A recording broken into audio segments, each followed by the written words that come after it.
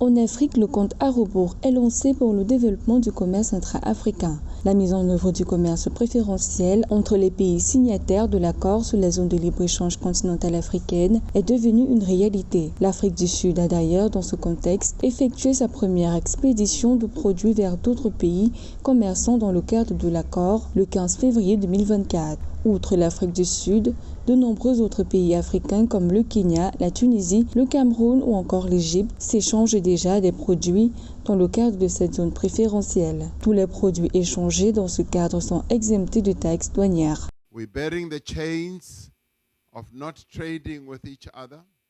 Nous assumons les conséquences de ne pas commercialiser entre nous avec ces mêmes produits qui nous ont esclavagisés, utilisant ces produits pour notre propre satisfaction. Aujourd'hui, nous marquons le début d'un commerce préférentiel par l'Afrique du Sud sous l'égide de la zone de libre-échange continentale africaine. Nous témoignons la mise en service du premier navire transportant des produits de l'Afrique du Sud vers d'autres pays africains. Ceci est incroyable pour nous, pas que cela ne se faisait pas, mais qu'il se produira désormais sous un nouveau régime de la ZLECAf.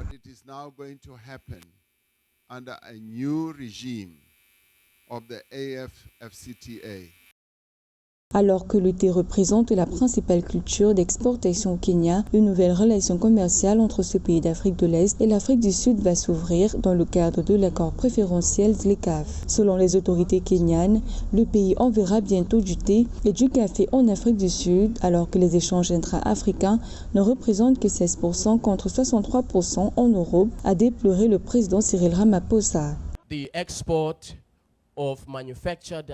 L'exportation des produits agricoles manufacturiers du thé qui étaient exportés du Kenya vers le Ghana, une fois de plus, fait partie de cette initiative de commerce qui a grandi de 7 pays à 31 pays aujourd'hui, qui commercent sous l'accord préférentiel de la ZLECAf, démontrant que ce que nos leaders ont construit est un instrument légal qui offre des opportunités commerciales et significatives.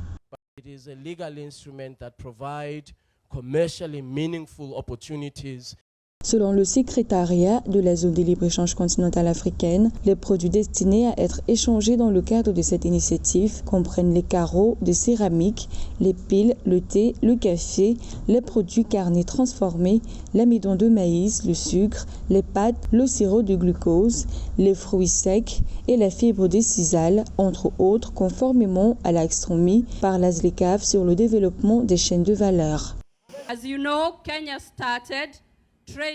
Comme vous le savez, le Kenya a commencé à commercialiser sous cet accord vers fin 2022 en envoyant son consentement pour le commerce du thé et plus tard à exporter d'autres produits dans le marché intra-africain sous la ZLECAf.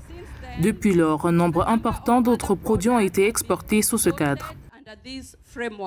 Rappelons que pour accélérer l'opérationnalisation des échanges commerciaux dans le cadre de cet accord préférentiel, l'initiative du commerce guidé a été lancée le 7 octobre 2022 par le secrétariat de la zone de libre-échange continentale africaine. Cette initiative met à la disposition des pays africains des facilitations spécifiques de logistique telles que la conclusion d'un accord avec des sociétés de transport et de logistique afin d'assurer l'accompagnement des marchandises qui seront exportées dans le cadre de l'accord de libre-échange.